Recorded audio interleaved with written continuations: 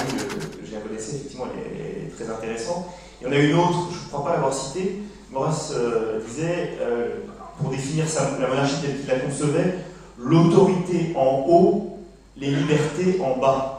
L'autorité en haut, les libertés en bas. Et en fait, si on le lit bien, il nous explique que la République, c'est l'inverse.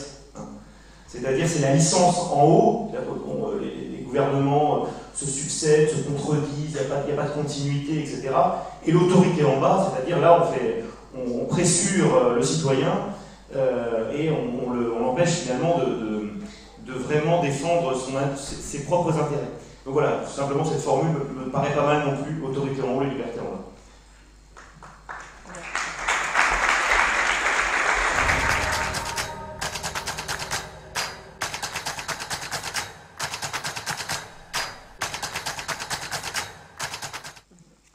Simplement, là c'est un petit peu on aime bien dans les milieux d'Action française anticiper cette question, nous on l'appelle la question « et si le roi est fou ?» Ce qu'il faut savoir quand même, c'est que l'ancien régime était effectivement un état de droit, comme on l'a montré tout à l'heure, qu'il y avait des institutions, certaines étaient des institutions non écrites, mais elles étaient réelles, d'autres étaient écrites, elles étaient conservées par exemple par le Parlement de Paris. Donc le cas d'une déficience, par exemple, de la personne du roi était tout à fait prévu. Vous avez les régences, vous avez d'autres systèmes qui peuvent exister. Donc, ce qu'il faut bien comprendre, c'est que les monarchistes ne prétendent pas que la monarchie est le régime parfait. Voilà. À la différence d'ailleurs de certains républicains, qui prétendent effectivement avoir établi un régime parfaitement rationnel. Or, le régime rationnel en question amène régulièrement à la tête de l'État des gens incompétents. Comme dirait Maurras, les faits sont têtus, c'est l'empirisme organisateur. Il suffit d'observer l'histoire pour le voir. Il n'y a pas que les fous avérés comme Deschanel, je crois, puisqu'il y a eu on parle souvent d'un cas de roi fou. Enfin, il y a eu aussi de vrais fous à la tête de la République. C'est Paul Deschanel qui est tombé du train. Qui est tombé du train, voilà, tout nu. Pyjama. En pyjama, voilà. Monter dans les arbres aussi. Donc le roi fou, en fait, ça veut simplement dire que finalement la monarchie est imparfaite, comme tout régime, mais à nos yeux, en tout cas, dans le contexte de l'histoire de France, elle est le régime le moins imparfait et celui qui a le plus de chances de défendre le bien commun. Voilà. Mais ce n'est pas un régime parfait. Je voudrais ajouter que le roi était préparé à régner depuis tout le temps. Tout le temps, tout le temps. Le roi était le dauphin était un petit garçon encadré, dressé littéralement à ses devoirs futurs. C'est absolument... Pardon ? Les fables de La Fontaine ont été écrites pour le dauphin. Ce monument de la littérature française était pour l'instruction du dauphin. Et le drame de Louis XVI a été que c'était son père puis son frère aîné qui avait été formé à régner, et que quand son tour est arrivé, il n'était absolument pas formé. Il s'est formé très vite, il a très vite appris, et quand il a compris, c'était trop tard. Mais ça, c'est une autre affaire. Oui, c'est un peu comme Hollande qui est là parce que DSK a lancé...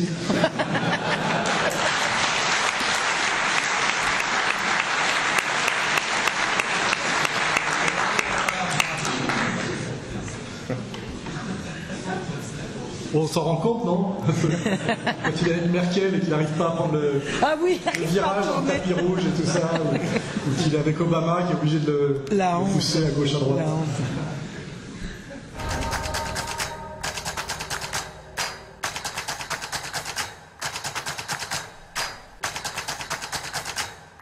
C'est pour ça?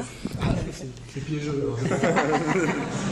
Étienne Chouard est un camarade très honnête, qui vient d'ailleurs qui est prof d'économie et qui vient de la gauche la plus, je dirais, la plus naïve et la plus pure, et qui a découvert un peu le poteau rose récemment, et effectivement qui cherche des solutions authentiquement démocratiques.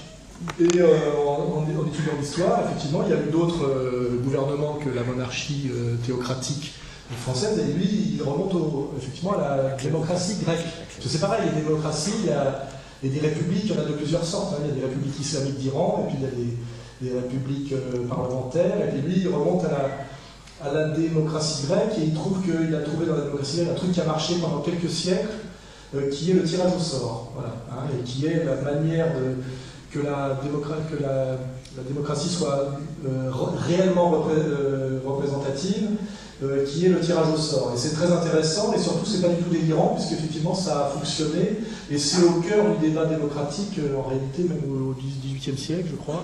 Aujourd'hui, on essaie d'occulter ça d'un revers de la main, que c'était ridicule, pour qu'effectivement, sauver à tout prix le régime de la démocratie parlementaire, dite démocratie représentative, qui ne représente rien, parce que je crois même que c'était Rousseau qui disait que ce système-là faisait que l'élu finalement défendait le peuple juste au moment des élections. Et après, tout le reste du temps, il ne faisait que le trahir et lui mentir, ce qui est à peu près vérifiable par le traité de Lisbonne, etc. Alors évidemment, ce qu'il faut comprendre en termes d'échelle humaine, qui est aussi un concept important dans l'histoire, c'est que ce qu'on appelle la démocratie grecque, ce sont des États-cités, c'est-à-dire que ce sont des sociétés de quelques dizaines de milliers de personnes dans lesquelles il y a un petit nombre de citoyens qui sont en général des propriétaires terriens militaires, ce qui ressemble plus d'ailleurs à la situation américaine, hein. C'est-à-dire des gens qui sont formés au maniement des armes et qui possèdent des terres et qui sont des agriculteurs guerriers, qui sont très peu nombreux et qui règnent sur beaucoup d'esclaves, qui eux n'existent pas, n'ont pas de situation légale, avec une situation intermédiaire qui sont les métèques, hein, qui sont souvent ceux d'ailleurs qui s'occupent des fonctions administratives un peu rébarbatives. Hein, voilà. Et donc en fait, ça permet, quand on se pose ce genre de questions, de voir que le tirage au sort dans l'état-cité grec fonctionne parce que c'est un petit nombre de gens qui sont des élites. Hein, c'est presque une forme d'aristocratie en réalité. Et que si c'était transposé chez nous, ça serait très intéressant et sans doute ça serait une manière de rafraîchir et de donner un coup de pied dans la fourmilière. Mais moi, la discussion que j'ai avec Schwartz, c'est qu'il faudrait écrire une nouvelle constitution. Mais le problème après, c'est comment on fait politiquement pour l'imposer. Et ça passe forcément par un combat de type révolutionnaire, parce que ceux qui ont le pouvoir aujourd'hui ne vont pas trouver très bien un système alternatif dont la première efficacité sera de les foutre dehors à coups de pied au cul. En général, en reprenant ce qu'ils ont volé. Donc en fait, même si j'admets que le système par tirage au sort est un système très intéressant, comme d'ailleurs un retour à la monarchie, mais moi je pourrais même poser une question, c'est que si on voulait retourner à la monarchie, compte tenu de toutes ces trahisons historiques avec les Orléans et machin, peut-être qu'il faudrait recommencer par une capette, c'est-à-dire le premier roi a été élu à main levée parce que c'était le meilleur entre tous. Est-ce qu'il ne faut pas refonder une dynastie radicalement? Parce que moi, j'ai pas envie de voir le comte de Paris qui fait des jeux télévisés avec ma sœur, d'ailleurs, dans la forêt amazonienne, remonter sur le trône. Je suis pour un mouvement de capelle. C'est pas le comte de Paris. Non, c'est pas le comte de Paris. Il y a certainement des dégénérés là-dedans, ils sont tous employés de banque. Quand on regarde leur formation, c'est très mauvais signe. Enfin bon, tout ça, ça veut dire qu'aujourd'hui, compte tenu de la période d'effondrement évident dans laquelle il y a cette démocratie arrogante qui est la nôtre, donc que j'appelle démocratie de marché et d'opinion, on a le droit de se poser la question du néo-monarchisme, on a le droit de se poser la question du tirage au sort. Je dirais tout vaut mieux que ce qu'il y a actuellement, à mon avis, et c'est ça qu'on doit dire à nos interlocuteurs. Hein, je suis obligé de répondre là. Donc, non, alors juste deux choses. D'abord, il y a une petite différence, je pense, entre le tirage au sort et la monarchie, c'est que le tirage au sort apparaît un petit peu comme hors sol. La monarchie, c'est quand même 1000 ans d'histoire de France, donc il y a aussi un rapport intime avec la France, avec son histoire. Voilà, c'est pas un régime qui descend comme ça de nulle part, donc ça c'est un point important, enfin, à mes yeux en tout cas. La Grèce, c'est pas nulle part. Hein. Non, la Grèce, c'est pas nulle part. Mais on ne peut pas réduire non plus les institutions des cités grecques au seul tirage au sort. Non, c'est 2 siècles, je crois. Mais en tout cas, voilà, la monarchie en France, c'est la matrice de la nation, c'est quand même ce qu'il faut comprendre. Donc c'est pas seulement un régime auquel on s'intéresse au milieu d'autres régimes comme ça, d'un point de vue totalement abstrait et en cherchant le meilleur régime. C'est aussi un rapport avec notre propre histoire. Voilà. Et puis, sur la question du prince, nous, on met en avant l'hérédité hein, comme étant une chance, finalement. Donc, on ne prétend pas instaurer une nouvelle monarchie, on prétend simplement, en quelque sorte, redonner au roi les clés de la maison. Hein. Donc, le roi, ce n'est pas nous qui le choisissons. Voilà. Ce sont les lois de succession qui nous le donnent, qui nous le désignent. Voilà. Alors, on parlait tout à l'heure d'épistémologie. Il y a eu une révolution épistémologique dans le royalisme qui, à mon avis, est une tromperie. Hein. C'est pas seulement à mon avis, on peut le démontrer. C'est ce qu'on appelle le légitimisme aujourd'hui, qui en fait est un néo-légitimisme. Je pense que, sans polémiquer, je pense qu'il faut au moins bien comprendre que c'est un néo-légitimisme. Au XIXe siècle, effectivement, il y a un conflit entre ce qu'on appelle les légitimistes et ce qu'on appelle les orléanistes. Parce qu'en 1830, une révolution a chassé le roi légitime, Charles X, qui est un frère de Louis XVI, parce que là, en plus, la monarchie, comme beaucoup de gens l'ignorent, elle ne s'est pas arrêtée en 1789, ni même en 1793. Elle a continué, hein, elle a été restaurée au XIXe siècle. Il y a eu Louis XVIII, qui est un frère de Louis XVI, il y a eu Charles X. Louis XVIII est mort sur le trône, hein, il n'a pas été chassé par une révolution. Charles X, lui, a été chassé par une révolution. Et les révolutionnaires n'ont pas instauré une république, ils ont pris un membre de la famille royale, le duc d'Orléans, et ils en ont fait le roi, pour essayer de concilier à la fois l'héritage révolutionnaire et une forme monarchique. Et donc ensuite, il y avait effectivement deux prétendants, on peut dire. Mais ce n'était pas une question de légitimité. Les Orléans savaient très bien qu'ils n'étaient pas légitimes. C'était une question politique. Et il y avait vraiment deux partis. Seulement, à la fin du XIXe siècle, le comte de Chambord, qui est le petit-fils de Charles X, du dernier roi légitime, est mort sans postérité. Et à ce moment-là, les royalistes se sont ralliés aux Orléans, mais pas parce que les Orléans étaient libéraux, hein, parce qu'à ce moment-là, ils devenaient légitimes. C'est deux choses complètement différentes. Et alors, dernier épisode, dans l'après-Seconde Guerre mondiale, enfin, disons, dans l'histoire récente, en Espagne, il y a eu une restauration monarchique.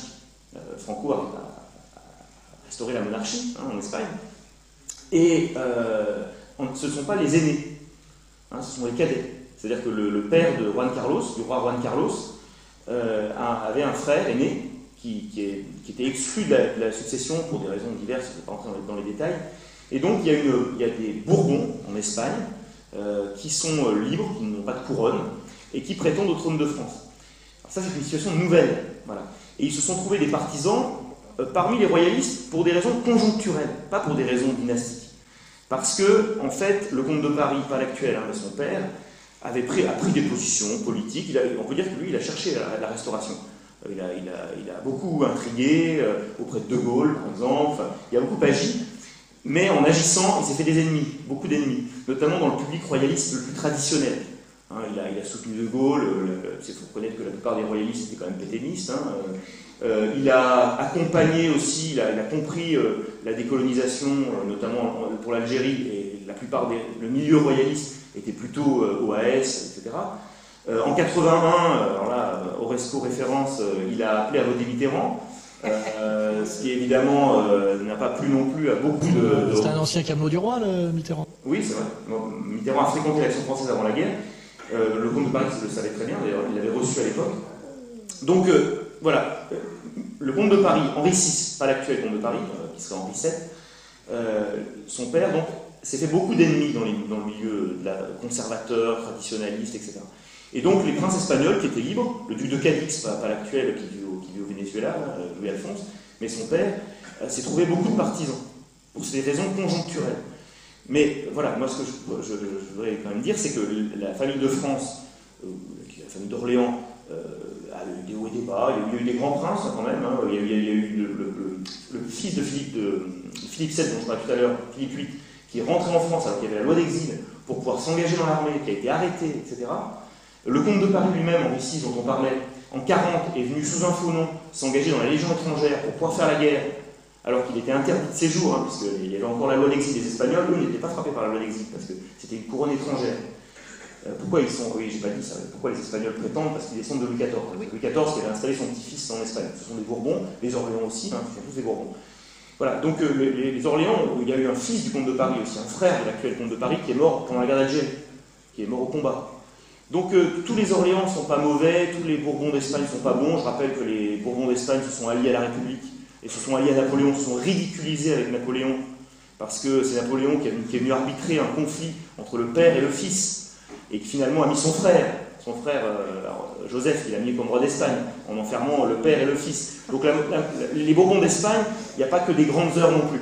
Donc je pense qu'il faut arrêter avec cette polémique sur qui est le bon prince, le mauvais prince, quelle famille est la meilleure. Ça peut être de repartir de zéro, justement. Donc pour nous, c'est d'observer les lois de succession et de les appliquer. Voilà. C'est notre position, mais je comprends très bien qu'on en ait une autre. Hein. Voilà. Pour les gens qui connaissent rien au sujet, Le premier de la dynastie s'appelait Hugues Capet, c'est vrai, et il a été élu à Malvé. Bien sûr. Voilà, donc le premier roi était quand même celui qui a été considéré par les autres, en général c'était des guerriers, comme le plus valeureux et le meilleur. Voilà. Et après, on essaye par la continuité du sang et l'éducation, parce que Marion l'a bien dit, c'est des gens qui sont formés dès la naissance pour régner, donc c'est comme s'ils avaient fait bac plus 25. Et ben on espère effectivement qu'ils tiennent leur rang et que leur souci soit la grandeur de la France et la défense inconditionnelle de son peuple. En gros, c'est ça.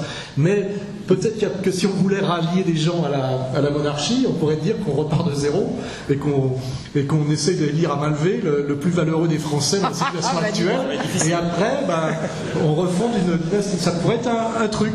Hein, voilà. On pourrait lancer l'idée sur Internet. Qui mérite d'être roi de France aujourd'hui? C'est le risque.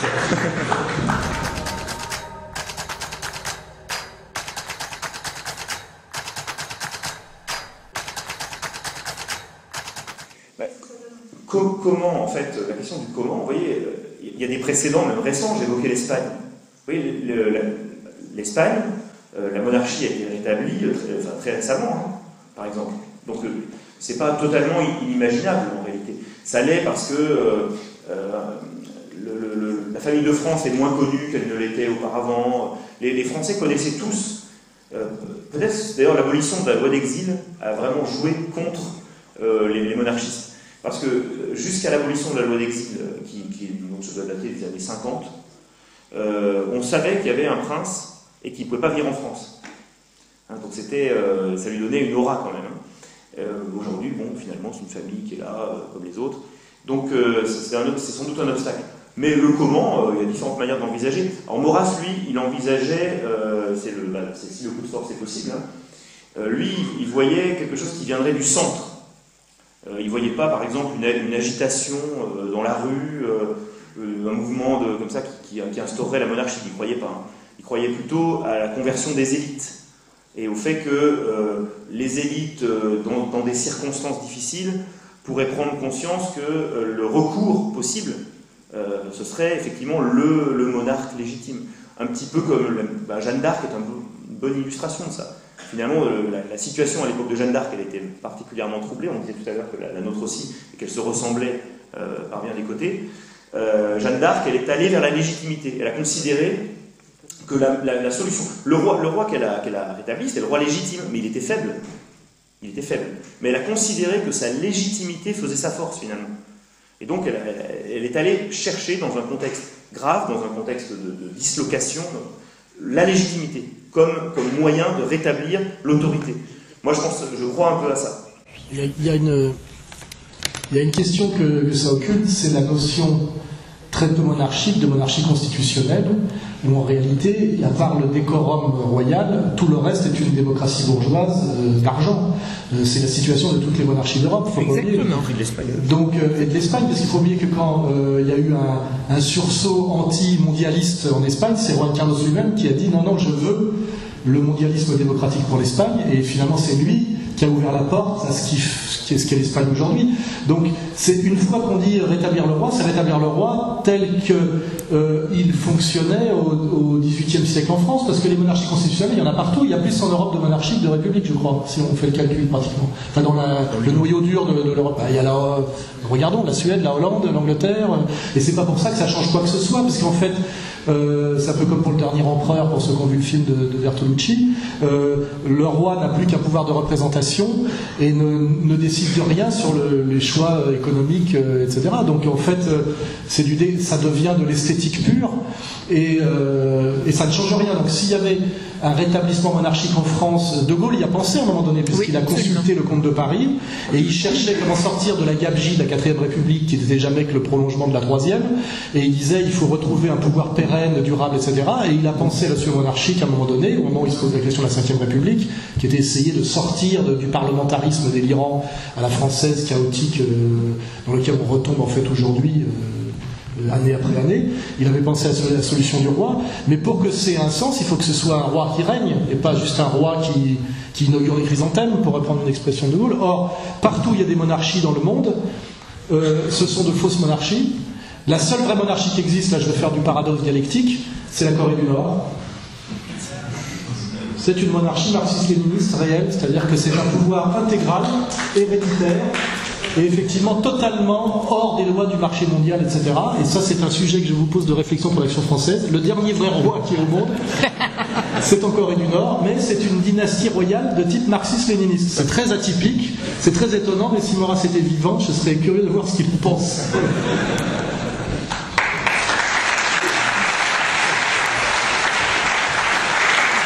Oui, effectivement, c'est un sacré paradoxe. Il me semble que les monarchies européennes, avec tous leurs défauts, ont quand même quelques vertus. Par exemple, on remarque comment la Belgique pourrait exister sans la monarchie. C'est pas un pays. C'est pas une nation, mais Ça aurait dû être la France, un pays. on nous l'a volé. Alors on revient sur les frontières naturelles, mais bon. Non, c'est pas naturel. Mais oui, certainement, mais bon, c'est. Oui, non, attends, c'est hard. Enfin, c'est pas la monarchie qui en cause là-dessus. Hein. Non, le sujet, c'est que le roi sert quand même à quelque chose, c'est ça que tu veux dire, hein? Voilà, il sert quand même à quelque chose. Une dislocation. Dans le cas du roi des Belges aussi, le roi Baudouin, par exemple, à plusieurs reprises, a montré, alors je ne sais plus quel était le moment où il s'était mis en vacances du pouvoir pour protester, c'est sur l'avortement. Voilà. Donc il avait utilisé sa légitimité, disons, historique pour s'opposer, effectivement, à quelque chose qui était le résultat simplement de la loi du nombre. Parce qu'aujourd'hui, effectivement, le gros problème des démocraties, c'est qu'elles ne reconnaissent rien au-dessus de la loi du nombre. Vous voyez, le mariage homosexuel, là, c'est un bon exemple. Du moment que vous avez une majorité parlementaire... Ce qui n'a rien à voir, hein, parce que c'est pas... Ça n'a rien à voir avec la vraie loi du nombre, parce qu'en plus, ils sont souvent... Voilà, c'est la loi du nombre, voilà. C'est la loi du nombre dans un parlement. Oui, ce qui est qu'une escroquerie. Voilà. Hein. Donc, vous avez une majorité parlementaire et vous défaites, y compris les choses les plus établies, qui sont au fondement non seulement de la nation, mais même de l'humain. Voilà, vous pouvez les défaire. Il n'y a rien au-dessus pour vous contrecarrer, pour vous rappeler à une loi naturelle, par exemple. Donc voilà, mais je ne prétends pas effectivement que les monarchies européennes jouent un rôle toujours très glorieux. Hein. Donc effectivement, notre modèle, ça n'est certainement pas ça. De toute façon, nous n'avons pas de modèle international en ce qui nous concerne. Hein. Notre modèle à nous, c'est la monarchie capétienne. Voilà. Notre réflexion, c'est quel est le régime le plus naturel, le régime consubstantiel à l'être national français. Voilà. Et ça n'est pas un modèle d'importation, quel qu'il soit. Je veux dire que ce que je comprends de la Révolution française, à partir du moment où le roi a commencé à te contester, c'en est terminé. C'est terminé. Les riches commencent à prendre le pouvoir, celui qui gueule le plus fort commence à prendre le pouvoir. Je veux dire, l'autorité s'effondre à partir du moment où on propose au roi une monarchie constitutionnelle. C'est cru à ce moment-là. Et tout a suivi par la suite. C'est-à-dire que le roi n'avait de raison d'être dans le royaume de France qu'à partir du moment où il était absolu. Dès l'instant qu'il ne l'est plus, c'est fini. Mais j'ai référence historique, je ne donne pas un avis. Absolu, dans le bon sens du terme. Absolu dans le sens que c'est lui qui dit, c'est lui qui décide en dernière instance. Parce qu'au-dessus de lui, c'est Dieu. C'est comme ça que ça fonctionnait. Dès l'instant où on a dit au roi qu'il allait être limité par la Constitution, par l'Assemblée, etc., c'était terminé. C'était terminé. C'était la foire d'Antoine. Et Louis XVI avait compris. Et Louis XVI le savait pertinemment. C'est pour ça qu'il n'a jamais pu accepter. Et on le lui a même reproché, mais il ne pouvait être roi qu'en refusant une monarchie constitutionnelle, sinon c'était plus un roi. Voilà. Mais c'est pas mon opinion que je donne, là, je fais une réflexion sur ce que je comprends qui s'est passé.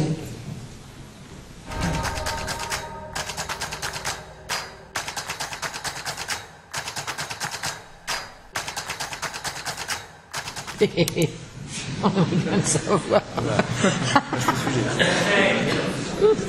Aujourd'hui, on est plutôt dans une logique de désordre, je dirais, organisé. C'est-à-dire qu'on voit bien que aujourd'hui, même sur l'histoire du mariage pour tous, qui, comme on l'a dit, est plutôt le mariage pour personne, il y a une volonté de l'État, non pas justement de réunir les Français, mais de les diviser par tous les moyens, même de créer à tout prix. On est en train, par exemple, de créer en France aujourd'hui l'homophobie. C'est un projet, comme on a créé le racisme avec l'antiracisme. comme on l'a expliqué, même Zemmour aujourd'hui le reconnaît, SOS Racisme a été une entreprise d'organisation systématique du racisme entre Français de souche et Français d'origine immigrée. Ça a assez bien marché, et tout ça pour dévier les luttes authentiques, notamment les luttes sociales, etc. Aujourd'hui, on voit bien qu'on crée une nouvelle ligne de fracture communautaire en France, des nouvelles haines artificielles, qui est l'homophobie. En réalité, avant, la tradition française fait qu'il n'y a pas, comme dirait Le Pen, de police des braguettes, et qu'on est assez libéral, contrairement d'ailleurs aux puritains et aux anglo-saxons sur ce sujet. Maintenant, le français de base est agacé par l'arrogance homo, alors que les homos finalement n'ont rien demandé, et que c'est une stratégie du pouvoir qui est toujours c'est marrant, le Parti Socialiste en 80, quand il avait abandonné la question sociale, a créé la question raciale de toutes pièces avec SOS Racisme, et aujourd'hui c'est en train de créer la question homophobe. Voilà. Et aujourd'hui on voit bien que le pouvoir, aujourd'hui, qui n'incarne pas les intérêts supérieurs de la France, les intérêts du peuple français, sont dans une logique de diviser pour régner et de créer des violences, je dirais une guerre civile de moyenne température permanente et constante. Et on voit bien que y a une vraie stratégie là-dedans, et ce qui est très inquiétant, c'est qu'on voit aujourd'hui qu'on a la ligne sociale avec effectivement une lutte des classes entretenue, la ligne sexuelle avec le féminisme on en a une qui est bien, la Fourest, qui est assez à la pointe. Maintenant, on a l'homophobie, on a aussi l'antiracisme permanent institutionnel. Donc on a tout ça. C'est le contraire de la fonction du roi, qui est de faire que le peuple se sent uni derrière lui, parce qu'on dit à quoi servent les rois finalement en dernière instance dans les monarchies constitutionnelles. Ils servent quand même à maintenir l'unité de la nation, on va dire. En Angleterre, on voit que les gens sentent quand même que la famille royale représente l'unité de l'Angleterre, et malgré tout, ils sont attachés à ce truc-là. Voilà. Et c'est vrai que le roi, la famille royale, peut encore servir à maintenir l'unité. Aujourd'hui, on voit bien qu'on est dans une logique en France de désunion systématique et généralisée, de guerre civile sous des tas et des tas d'angles, et qu'on a encore ajouté aujourd'hui de la dissension à la dissension, du communautarisme victimaire et de la détention communautaire, avec la question du mariage pour tous et le concept d'homophobie. Et donc, quel sera le pouvoir demain? J'ai l'impression qu'un pouvoir de plus en plus illégitime aujourd'hui, en France, règne par un chaos contrôlé de tous contre tous, qui est un peu une stratégie qu'on a vérifiée quand les Américains ont voulu mettre à bas un nationalisme arabe puissant, qui était celui par exemple de l'Irak de Saddam Hussein. Ils n'ont pas renversé le pouvoir là-bas, ils ont créé un chaos permanent et constant qui fait qu'ils ont détruit une entité qui existait, qui était le bassisme irakien. On voit bien aujourd'hui que la stratégie de l'oligarchie mondialiste, ce n'est pas de remplacer un pouvoir par un autre ou de créer du colonialisme à l'ancienne, parce que ça ne marche plus, mais c'est la destruction. C'est-à-dire qu'on voit comme ils ont détruit la Libye. En fait, ils détruisent des choses et ils créent des situations de guerre civile et de guerre généralisée, et ils s'arrangent pour contrôler, maintenir une température, comme pour un système un peu je sais pas comment on dit, de fission atomique. Vous voyez que ça, de contrôler la température du chaos et de contrôler les choses essentielles qui sont le contrôle de l'énergie, de la monnaie, de trois petits trucs. Et on voit bien que systématiquement le principe oligarchique qui est mondialiste, c'est régner par le chaos, ce qui est marqué sur le dollar, je sais pas quoi, ordose par chaos. Et on voit bien que ce qui est appliqué à la Yougoslavie, qui a été appliqué à la Yougoslavie, qui a été appliqué au Liban, qui a été appliqué à l'Irak, qui a été appliqué à la Libye, qui est en train d'être appliqué en ce moment à la Syrie, c'est aussi ce qui nous guette demain, c'est-à-dire pour qu'un peuple en colère ne renverse pas un pouvoir pour mettre à la place un pouvoir qui représenterait le peuple, c'est-à-dire un processus révolutionnaire, c'est de faire en sorte que ça devienne impossible par une espèce de guerre civile généralisée de tous contre tous, qui est, je vous rappelle, la conclusion de Marx au fin de l'épopée libérale. Marx dit que ce qui est au bout du processus libéral, et donc démocratique libéral, de démocratie bourgeoise, c'est la guerre civile généralisée, c'est la guerre de tous contre tous. Or, nous nous y approchons de plus en plus. On s'en approche. Et je crois que ce n'est pas seulement une fatalité, c'est la stratégie de l'oligarchie pour conserver son pouvoir qui est totalement inique et injustifiable, que ce soit sur le terrain de la raison, de la bonne gestion, de la légitimité, de la morale, etc., etc. Et on a rajouté, comme je vous le dis récemment, sur cette histoire du mariage pour tous, il y a une volonté très arrogante de créer de l'homophobie en France, et on fait en plus porter ça toujours par un tiers, c'est-à-dire que la pauvre Taubira n'était pas née pour porter cette loi-là, elle était née pour défendre, je dirais, la dignité des gens de couleur, etc. Et elle se trouve comme par hasard portée devant l'histoire, cette loi dégueulasse, qu'elle n'a pas voulu. Exactement comme Colin Powell, général noir américain, était celui qui agitait la fiole d'anthrax, qui a justifié la vitrification du peuple irakien. On fait toujours faire le sale boulot, en plus par un balayeur, par un nègre, par un paumé, pour que ceux qui sont derrière ne soient jamais pris avec le sang sur les mains et ne soient jamais pris en train de prendre les décisions. Tout ça est très satanique, hein, je le dis, c'est un mot que j'emploie de façon métaphorique et même plus que métaphorique. Tout ça est très satanique. Hein. On voit aujourd'hui que c'est la petite Belkacem qui nous dit que c'est bien le mariage pour tous, c'est un agent marocain, les Français le sentent qu'elle n'est pas française, c'est une réalité. C'est Madame Taubira, indépendantiste guyanaise, qui fait passer la loi, qui est garde des Sceaux. Tout ça est très... Quand je dis qu'il n'y a plus de Français au gouvernement, l'oligarchie qui est à la tête de notre pays a tellement peur du peuple de France qu'en réalité, on a évacué tous les Français du haut commandement. Valls ne rêve que d'être israélien, c'est sans doute un maran catalan. Il a été naturalisé français en 82 et il est ministre de l'Intérieur. C'est-à-dire qu'on voit que dans une période tellement inique aujourd'hui que pour que le gouvernement fasse bien son boulot de destruction de la France et de trahison des Français, il faut qu'il n'y ait plus aucun Français dedans. Et ça ressemble à des périodes tragiques de l'histoire, effectivement, où le pouvoir n'était plus tenu que par des traîtres à la France et des non-Français. On n'en est pas loin si on regarde d'où vient le ministre de l'économie et des finances, d'où vient le ministre de l'Éducation nationale, d'où vient le ministre des Affaires étrangères, enfin ceux qui tiennent réellement le pays. Je ne parle pas de 2-3 guignols, même la Benguigui, je veux dire, qui est censée chargée de représenter les Français à l'étranger. Je sais pas, vous voyez, comme ça, on est très loin du Grand Condé. Hein.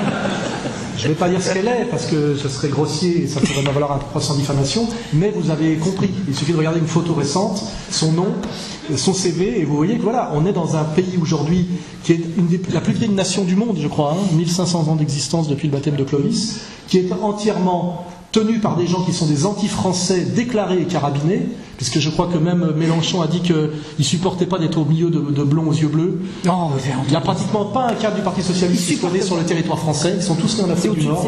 Ils font tous, et là je dis, ils font tous partie de l'ancienne administration coloniale.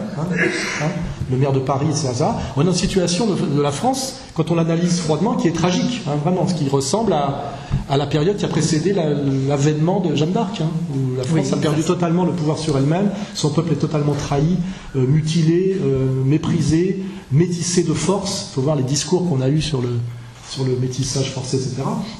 Et c'est un combat primordial de le faire comprendre, y compris aux jeunes Français issus de l'immigration. Je pense qu'il ne faut absolument pas leur mentir là-dessus. Ils ont été inclus dans un processus de destruction auquel il faut eux-mêmes qu'ils échappent, car ils ont été aussi désignés depuis la loi, comme je dis, depuis la loi sur le foulard. Ils ont été désignés par ceux qui nous dirigent comme prochain bouc émissaire.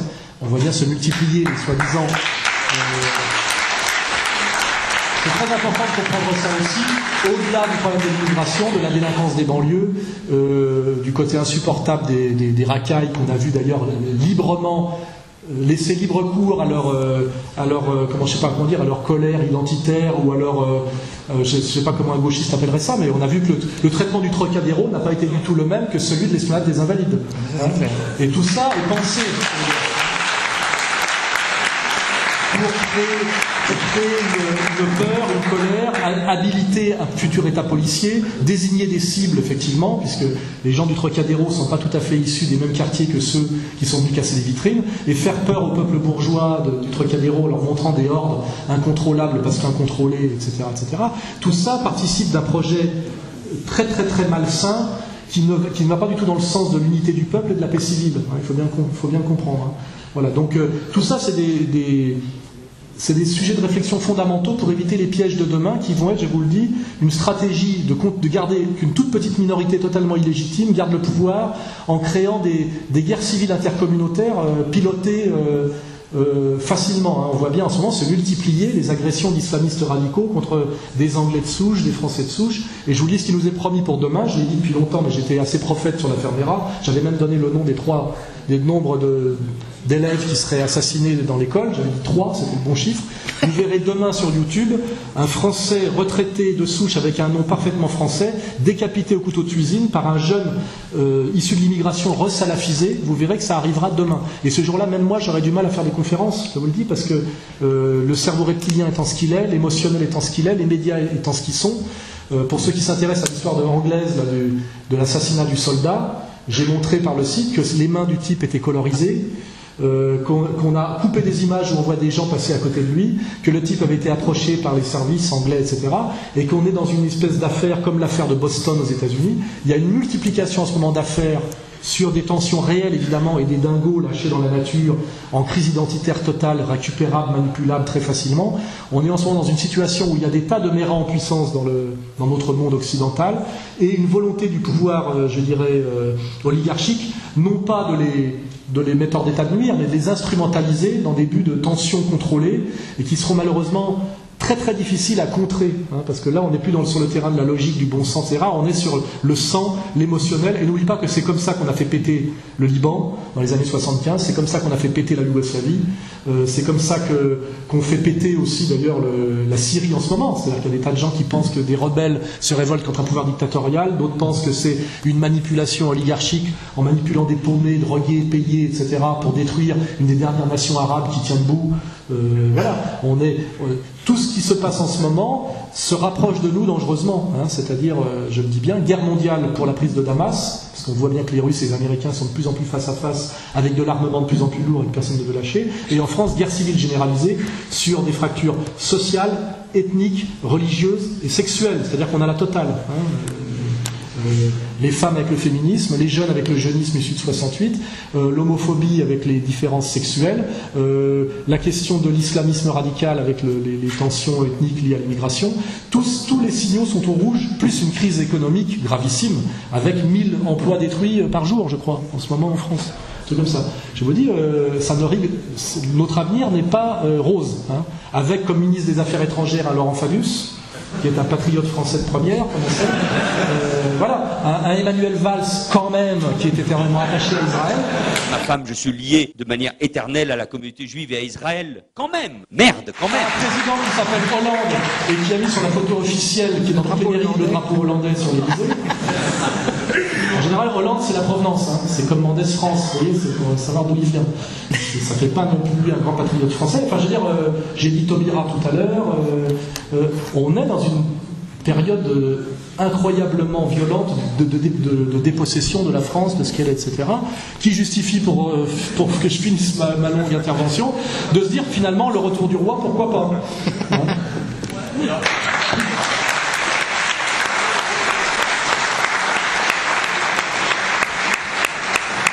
Moi, je voudrais dire quelque chose d'historique, puisque je suis là pour ça, à propos de l'homophobie, qui est un mot que je déteste, parce que je trouve que ça veut rien dire. Ça veut dire peur du même. D'abord, ça veut dire peur du même. En plus de ça, je ne connais pas de maladie comme ça qui s'appelle l'homophobie. Donc. Mais si on veut bien parler, si je peux me permettre de parler de la haine, de l'homosexualité et du long et interminable martyre qu'auraient subi les homosexuels en France, je voudrais quand même vous signaler, et j'ai regardé les choses un petit peu près, que pendant tout le XVIIIe siècle, qui a duré à peu près 100 ans, comme les autres siècles, il y a eu 3 personnes qui ont... Alors, la loi de l'ancien temps punissait la bougrerie, on disait, à l'époque, c'est-à-dire la sodomie entre 2 hommes, parce que hommes et femmes, ça se fait aussi, mais personne n'était là pour le savoir, pour le voir. Donc la bougrerie, comme on disait, était punie de mort. On passait sur le bûcher. Voilà. Alors, les homosexuels ont été opprimés. Le nombre d'homosexuels qu'on a brûlés, gna gna gna. Alors il y en a eu exactement 3 pendant tout le XVIIIe siècle que j'ai étudié. Il y en a un, il s'appelait Benjamin Deschauffour. Alors il n'a pas été brûlé vif, il a été brûlé mort, parce que les juges n'étaient pas si cruels que ça. Le gars, on a commencé par l'étrangler et on a brûlé son cadavre, quoi qu'on ait dit Voltaire qui a prétendu l'inverse. Et ce monsieur, il n'était pas coupable de crime de sodomie, c'était un pédocriminel, c'est-à-dire qu'il avait un réseau pédophile, il enlevait des enfants, il les faisait sodomiser par les copains, c'était un chef de réseau, c'était le trou de l'époque. Donc le faire passer pour un homosexuel opprimé, c'est un petit peu fort de café, mais ça c'est merci Voltaire. Il y en a 2 autres qui s'appelaient Dio et Lenoir, qui était un jeune homme d'une vingtaine d'années et un monsieur un petit peu plus âgé de 45 ans je crois, qui ont été surpris en train de se sodomiser en pleine rue. Bon. Donc ils ont été arrêtés. Il est bien évident que... Alors il y avait des homosexuels partout, il y avait même un bordel pour pédérastes à la porte de Paris. Il ne faut pas rigoler, je veux dire, les homosexuels, il y en a toujours eu. Donc si je vous dis qu'il n'y a eu que Dio Lenoir et Benjamin Deschauffour qui sont passés à la grillade, je m'explique. Dio et Lenoir ont été arrêtés et en temps normal, ils auraient dû faire un petit séjour à Bicêtre, où on les aurait mis au pain sec et à l'eau, et après ils seraient ressortis comme les autres. C'est-à-dire que personne n'a jamais fait de la prison ad aeternam pour essayer de sodomiser, même en public et en pleine rue. Enfin, bon, c'était pas en pleine rue le jour, c'était en pleine rue la nuit, mais enfin, de toute façon, ça ne se fait pas. Et ces braves Dio et Lenoir, alors j'ai trouvé sur un site que c'était les martyrs de la homophobie, En fait, la raison pour laquelle ils ont été brûlés, c'est qu'il s'est passé un événement que moi j'ai appelé la Marche Rouge. C'était en 1750, la police enlevait des enfants, et des rumeurs absolument terribles couraient sur le sort qu'on réservait aux enfants, et Dio et Lenoir ont été la victime d'un désir du Parlement et des juges de se faire une virginité par rapport aux mœurs. Alors ils ont été étranglés, hein, c'est encore que leurs cadavres qui ont été brûlés, ils n'ont pas été brûlés vifs, mais les juges se sont fait une virginité par rapport à l'opinion en disant nous protéger les gens aux mauvaises mœurs, pas du tout, regardez Dio et Lenoir. Tout le monde s'attendait à ce que Dio et Lenoir soient graciés, et ils ne l'ont pas été, et c'est dans le contexte très précis d'une période d'enlèvement d'enfants qui a paru, pour pas dire à feu et à sang, c'est pas vrai, mais enfin qui a soulevé la population parisienne. Alors c'est dans la Marche Rouge, mon bouquin, je sais pas si, non, je pense pas qu'il soit là. Donc ce que je peux vous dire, c'est que concernant tout le XVIIIe siècle, les crimes contre les homosexuels ont fait très précisément 3 victimes qui ont été brûlées morts et pas brûlées vives dans les conditions que je viens de vous dire. Voilà. Et si vous trouvez autre chose, ben, je suis très heureux.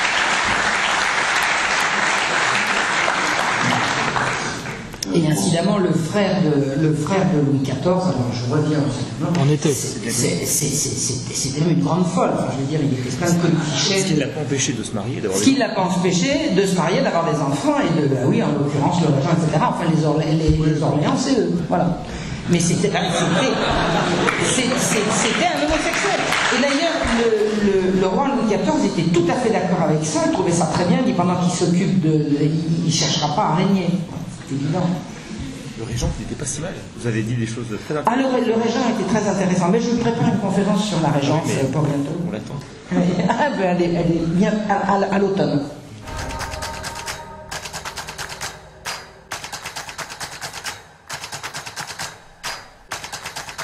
Il n'y a pas une phrase de Maurras qui dit le désespoir en politique. Une sottise absolue. Le désespoir en politique est une sottise absolue, c'est une phrase de Maurras. Alors moi je vais vous dire, d'abord, c'est un combat qu'on doit mener parce qu'on doit le mener. Exact. Comme disait Pascal, on est engagé, c'est-à-dire qu'on n'a pas le choix. Et la victoire pourrait venir de surcroît. Mais de toute façon, d'abord, il faut maintenir la flamme allumée, c'est-à-dire il y a une idée de transmission. Moi, en ce moment, avec Contre-Culture, je fais en sorte qu'il y a quand même une énorme bibliothèque française de l'intelligence française, de gauche et de droite d'ailleurs, et j'essaie de faire en sorte que des gens y accèdent par des rééditions de bouquins, etc., par des vidéos, parce que c'est encore pire si on ne fait rien. Après, il y a 2 choses que je fais remarquer. Tout à l'heure, j'ai pris le train pour venir ici, je suis allé au wagon au restaurant, il y a un type qui m'a salué, et puis il est revenu 5 minutes après avec deux livres, Comprendre l'Empire et Les croyants un peu sur du rap, et qui m'a demandé de dédicacer. Voilà. Et ça m'arrive quand je me balade, je pense que 10 fois par jour, des gens viennent me saluer, bravo pour ce que vous faites, merci, etc. Il y a un autre exemple, c'est Dieudonné, qui est quand même aussi, malgré tout ce qu'il a subi, il n'y a pas que des gens qui refusent tout ça, il y a aussi des gens qui comprennent, qui bougent, qui disent merci de m'avoir permis de me sortir de la matrice, ou des choses comme ça, ou de m'avoir ouvert cette porte, etc. C'est souvent ce genre de phrases qui viennent. Et n'oubliez pas une chose en politique, c'est que ce n'est jamais le plus grand nombre qui fait bouger l'histoire. Ouais. L'histoire est toujours faite par des tout petits groupes organisés qui ont une religion, une idéologie forte, un projet et une solidarité. Ce que j'appelle les réseaux dans mon bouquin Comprendre l'Empire, c'est un des travaux que... Ça a l'air tout bête comme ça, mais j'ai mis des années à comprendre que le pouvoir c'était les réseaux et rien d'autre. Et que d'ailleurs on nous vend toujours les idéologies et les héros, c'est-à-dire les individus et les systèmes de valeurs. Hein, il y a beaucoup de gens qui ont cru que, comme Althusser, que pour faire la révolution, il fallait être le roi du concept. Alors finalement, le concept sans les réseaux, c'est rien. Alors qu'à la limite, les réseaux avec peu de concepts, ça peut donner quelque chose. Et c'est ça la réalité du pouvoir. Or, aujourd'hui, l'idée que le plus grand nombre va se convertir à ce qu'on dit aujourd'hui, c'est pas le problème. Le problème, c'est à nouveau de créer des réseaux, je dirais d'élite, au sens de gens de qualité, qui ont envie de faire bouger les choses dans un sens. Et c'est toujours comme ça que l'histoire bouge. Quand la Révolution française s'est passée, l'immense majorité du peuple de France n'était pas au courant. Hein. Il suffisait d'être à 10 km de Paris, ils n'en savaient rien. Mais il y avait eu des clubs qui s'étaient créés, qui étaient d'ailleurs souvent maçonniques, avec des élites qui étaient organisées, qui avaient un projet, et ils ont fait basculer 1500 ans d'histoire en quelques mois. Parce qu'ils étaient, c'est peut-être un mauvais exemple pour certains, mais pour d'autres c'est un exemple pratique, parce qu'ils étaient peu nombreux, mais avec une idéologie, une organisation et une espèce une foi et une volonté, face aussi à un pouvoir monarchique qui était fatigué par 1500 ans de pouvoir, l'usure du pouvoir, etc., etc. Oui, aussi des tas d'histoires. Enfin, c'est aussi l'histoire aussi, c'est que voilà, c'est que la longue durée, ça peut user, ça peut faire générer des contradictions internes qui s'exacerbent si on ne trouve pas les solutions, etc. Enfin, c'est toutes ces réflexions-là. Donc, je veux dire que je ne sais pas dans quel milieu vous évoluez, mais il y a aussi ça peut être très désespérant, mais moi qui reçois 120 mails par jour, je reçois des mails aujourd'hui de gens que je ne recevais pas il y a 2-3 ans, notamment des profs, des instituteurs, des profs, des gens du corps enseignant qui en ont vraiment marre, ils trouvent que ça va trop loin, des tas de jeunes qui prennent conscience de choses dont ils n'avaient pas pris conscience, des jeunes issus des quartiers populaires et de l'immigration à qui on avait expliqué en gros que les livres c'était pas pour eux, que la culture c'est pas pour eux, que la France c'était pas pour eux, et qui se mettent... 30% des gens qui achètent des livres par correspondance sur Contre-Culture viennent des quartiers, et des quartiers dits à risque, et je vois des jeunes issus d'immigration avec des noms que j'aurais du mal à prononcer, qui achètent l'histoire de France de Bainville, ce qui carrément je dis, le livre me bouleverse. Je veux dire, même moi, je l'ai lu presque à cause d'eux. Je suis quand même pas là que je lise ce truc. Et donc, il y a aussi des pistes d'espoir. Et n'oubliez pas que c'est comme ça que ça marche. Il y a une masse amorphe qui regarde passer les trains comme les vaches. C'est toujours été comme ça. Il est normal que il est de l'essence même de la moyenne d'être moyenne, je dirais, par définition. Hein, c'est voilà, et puis après c'est une courbe de Gauss, et puis il y a des gens détestables et ignobles, dans mon boulot est de les montrer du doigt, les Cohn-Bendit hier, les Mélenchon aujourd'hui, qui font le sale boulot, de manière souvent très subtile, très perverse et avec beaucoup de talent maléfique, et puis il y a quand même des gens exceptionnels, la vidéo que j'ai mis en ligne, que je vous incite à regarder, de Madame Bellegoul, qui est celle qui avait créé la marche des beurs, et qui fait 2 heures de témoignage pour expliquer son combat, ce qu'elle a compris, à qui elle tend la main, qui vient me voir pour faire cette vidéo, voilà, Alain Soral, qui est passé par le Front National, etc. Je veux dire, c'est ça qui permet qu'on tienne, hein, c'est ces petites lumières, une lettre d'étudiant, et je vous dis, pour vous donner de l'espoir, je reçois une correspondance de tout le Maghreb, du Canada, des expatriés du Japon, etc. Et Égalité et Réconciliation, ça marche. Regardez, mes vidéos font parfois 200 000 visionnages sur Dailymotion. Mon bouquin, La Comprendre l'Empire, malgré un boycott total des médias français, hein, 0 recension, 0, ce qui est beau. Et on est à 50 000 exemplaires d'un essai qui n'est pas un essai facile en plus. Il est traduit en Russie, préfacé par Douguin, il vient de sortir en Corée du Sud, il est lu dans tout le Maghreb, il est lu au Canada, et voilà, donc il ne faut pas désespérer, et puis on ne prend pas un billet de loto pour gagner à chaque coup. Je veux dire, quelque part, il faut rester dans la course, il ne faut pas désespérer. Le système est là pour vous dire en gros que le pouvoir est tellement puissant qu'il est inrenversable. Or, il n'y a pas d'exemple dans l'histoire d'un pouvoir qui n'ait pas été renversé, hein, même si parfois ça n'a pas été pour le meilleur, etc. Donc moi, je me dis que de toute façon, l'alternative, c'est la dépression et la solitude, et que finalement, le combat collectif aussi est une manière de lutter contre cette stratégie de la dépression du système. Nous, on fait des réunions publiques où le premier plaisir, c'est de se retrouver avec des gens qui ont compris à peu près la même chose que vous, et de se sentir moins seul, de ne pas se sentir fou. Moi, j'ai passé des années à essayer à me persuader que je n'étais pas fou, parce que je voulais plus travailler dans la pub, parce que je voulais plus travailler à la télé, parce que je trouvais que Canal+, c'était pas génial. On me disait, en fait, tu es en train de devenir fou, tu es paranoïaque, etc. Donc il a fallu que... Et aujourd'hui, le boulot qu'on fait, c'est aussi pour que les gens se disent, finalement, je ne suis pas fou, je ne suis pas seul. Et tant qu'on n'est pas fou et pas seul, la vie vaut le coup d'être vécue, parce que finalement on n'est pas... L'idée de sauver tout le monde est aussi quelque chose de très totalitaire, hein, excusez-moi, c'était le gros truc du marxisme, c'était tout le monde ou personne. À un moment donné, il va falloir aussi admettre qu'on ne va pas sauver tout le monde, mais que ceux qui veulent se bouger, on va s'organiser, et dans le chaos qui vient, peut-être organiser des réseaux de résistance, des réseaux de survie, etc. Et que donc il y a... baisser les bras sous prétexte qu'on ne peut pas sauver tout le monde immédiatement est une stratégie bête et même une stratégie dangereuse pour soi-même, parce qu'en fait ce n'est pas la situation que nous allons vivre demain n'est pas un spectacle, c'est-à-dire qu'on ne va pas regarder le monde tomber dans un film comme un spectacle, il va nous tomber sur la gueule. Donc à un moment donné, déjà être capable de faire en sorte de ne pas mourir trop vite en prenant le truc directement sur la gueule, parce qu'on a créé des réseaux de solidarité, on a pensé à sa survie en crise aggravée, etc. Tout ça, c'est un travail à faire qui ne passe pas par la conversion de tout le monde immédiatement, et qui passe par le fait que cette salle est pleine, que voilà, malgré tout ça, cette salle est pleine, on a pu organiser cette réunion. Pour l'instant, personne n'est venu nous emmerder, ça sera peut-être à la sortie tout à l'heure. Et donc il y a des tas de raisons d'espérer, et de toute façon l'espoir est un a priori transcendantal, c'est un principe. Voilà. Et exactement. Imaginez ce que les défaites qu'ont accumulées les néo-monarchistes depuis combien, 150 ans? Ça ne vous empêche pas de continuer à être monarchiste. Pourtant, vous n'avez pas marqué beaucoup de points depuis quelque temps. Et depuis 1945, avec la condamnation assez dégueulasse de Maurras et la liquidation très perverse par la maçonnerie de l'Action française, alors que beaucoup de militants de l'Action française, je vais le dire parce que j'en suis pas, ont rejoint De Gaulle, étaient très anti-allemands, bien plus qu'antisémites, comme vous le savez, et se sont battus dans le camp de ceux qui ont gagné. Or, malheureusement, sur une phrase qui est la divine surprise, on s'est mal interprété. Les forces au pouvoir se sont servies de cette histoire tragique pour la France de 40-45 pour liquider l'Action française. Il ne faut pas oublier, et que Maurras est mort en prison, je crois. Il a été libéré pour raison de santé quelques semaines avant sa mort. Voilà, il n'a pas que Maurras, à qui pourtant, quand on réfléchit bien à son œuvre et à ce qu'il a dit, à ce qu'il a fait, à ce qu'il a dit dans les années 30 sur l'Allemagne, etc. Enfin, j'ai étudié que ce type-là est fini en prison comme un traître à la nation française est une saloperie de plus. Et c'est aussi un fardeau que vous devez porter. C'est qu'aujourd'hui, quand quelqu'un dit je suis monarchiste de tendance Action française, le con de gauche, le mélanchoniste, le traite de salaud, de collabo, de facho, ce qui est aussi une dégueulasserie, une saloperie historique. C'est ce qu'on m'a fait avec son province. Juste pour illustrer ça, je ne sais pas si vous le savez, mais c'est connu quand même, le premier fusillé de la résistance, c'est un royaliste, Honoré Estienne d'Orne. Voilà, juste pour préciser ça.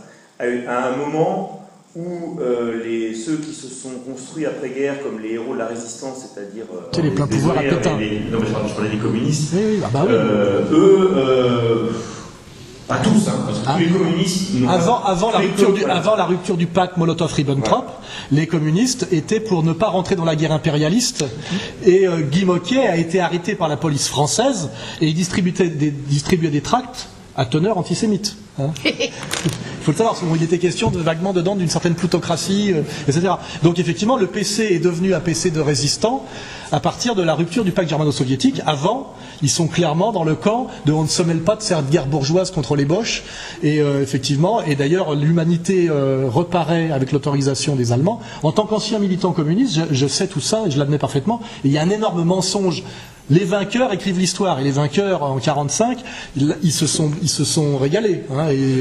Et ce qui est triste, c'est qu'aujourd'hui, pour apprendre tout ça, il faut passer par un historien israélien qui s'appelle Simon Epstein, qui lui, étant intouchable comme juif israélien, peut se permettre de dire que c'est quand même les mêmes qui... C'est la chambre du Front Populaire qui a voté les freins pouvoir à Pétain, que les plus gros collaborationnistes, qui étaient d'ailleurs les collaborationnistes respectables, c'est-à-dire qui ont mis leur peau sur la table, venaient de l'ASFIO et du PC, on va parler de Doriot et Déa, que Laval était un socialiste, etc. Alors qu'aujourd'hui, l'histoire officielle, c'est que tous ces gens-là étaient d'extrême droite, et la gauche était tous, ils se bousculaient à Londres. C'est pas du tout l'histoire réelle, évidemment. Mais voilà.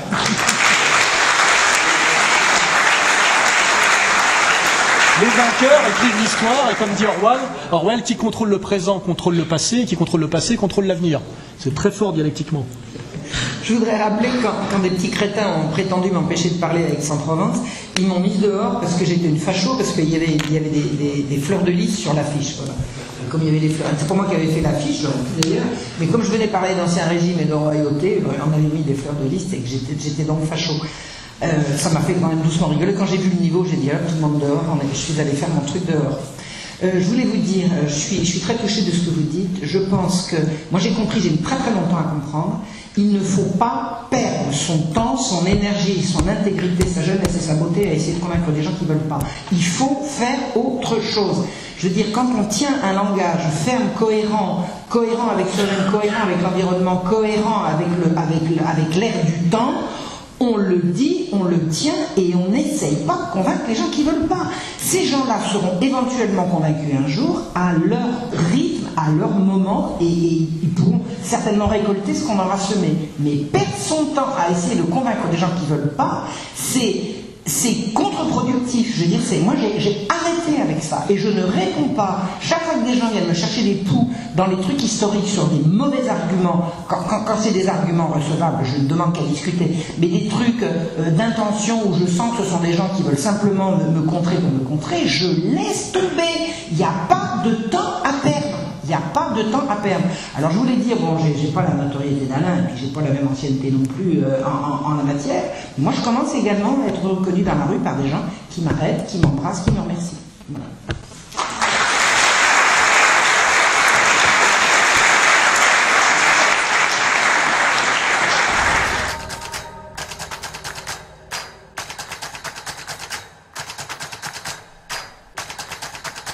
C'est à nous. Il y a un dicton qui va me permettre d'éviter les sujets difficiles, c'est « Toi, le ciel t'aidera ». Ouais. Déjà, c'est pas mal. Et puis c'est vrai que moi, je me suis intéressé aux écrits prophétiques des 3 religions monothéistes. Ça m'intéresse aussi parce que il y a une période de convergence un peu en ce moment, et j'ai remarqué que ce soit dans l'islam chiite, dans l'islam sunnite, dans le catholicisme avec l'Apocalypse de Jean, et avec l'attente du Messie, du Mashiach chez les Juifs orthodoxes, ça raconte d'un point de vue différent à peu près la même histoire. Hein. Le grand combat de la fin des temps, l'Armageddon, etc.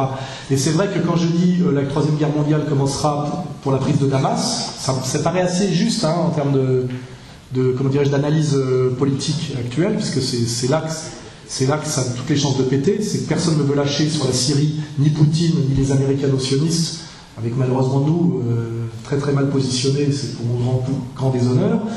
Et en même temps, on sait que Damas est la ville où le Dajjal, c'est-à-dire l'Antéchrist, apparaît aux hommes. Vous voyez, donc je me dis, c'est étrange comme parfois les écrits religieux issus de la révélation et de la mystique totale peuvent être totalement compatible avec une analyse matérialiste historique, effective de la réalité. Et ça, je me dis, j'en prends acte, j'ai pas de réponse à ça, mais ça peut être aussi un signe des temps, effectivement, que cette convergence d'une vision totalement matérialiste, qui est où nous mène finalement la logique libérale et le capitalisme dans sa forme la plus dégénérée, la plus avancée, et en quoi finalement, quand on lit les religions, même sur cette inversion de toutes les valeurs, sur ce qui a marqué dans les 3 religions monothéistes, même d'ailleurs dans le judaïsme, il faut traditionner, puisqu'il ne faut pas oublier que ce qui a fait sauter le rabbin Bernheim, c'est qu'il s'est prononcé contre le mariage pour tous. Et en fait, ceux qui ont eu sa peau, c'est ceux de sa communauté qui, eux, sont à mon avis, des franquistes et des sabbataïstes, c'est-à-dire la bande comment il s'appelle, à Pierre Berger. Donc on a bien vu que c'est pas nous qui avons fait remarquer ce qu'on n'a pas le droit de dire, c'est que l'autre était un plagiaire total, etc.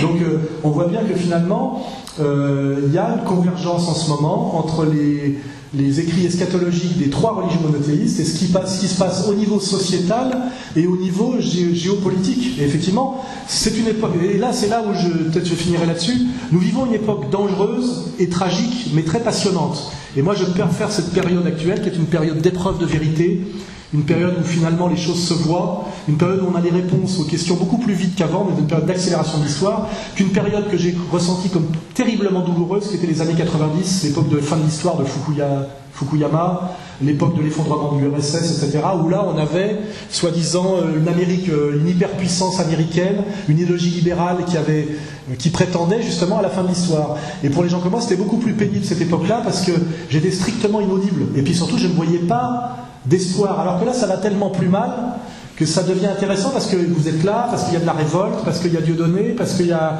égalité et réconciliation, parce que j'ai jamais vendu autant de livres. C'est-à-dire que, je vais être honnête, personnellement, j'ai jamais aussi bien gagné ma vie qu'aujourd'hui. Et Dieu donné disait la même chose hier au téléphone, il dit, moi, finalement, cette persécution du lobby qu'on n'a pas le droit de nommer, ça a été mon meilleur spot publicitaire, ça vaut largement une campagne à TF1, il dit, ça n'a jamais aussi bien marché pour moi, etc. Et donc, moi non. C'est aussi pour vous... ça va venir, ça va venir.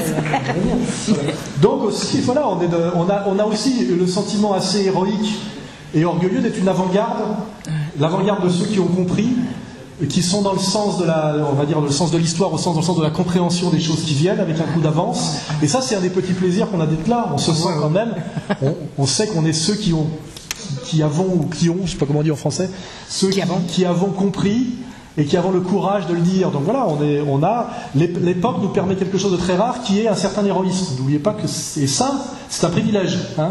Nous devons en jouir jusqu'au bout. Voilà, donc merci l'époque.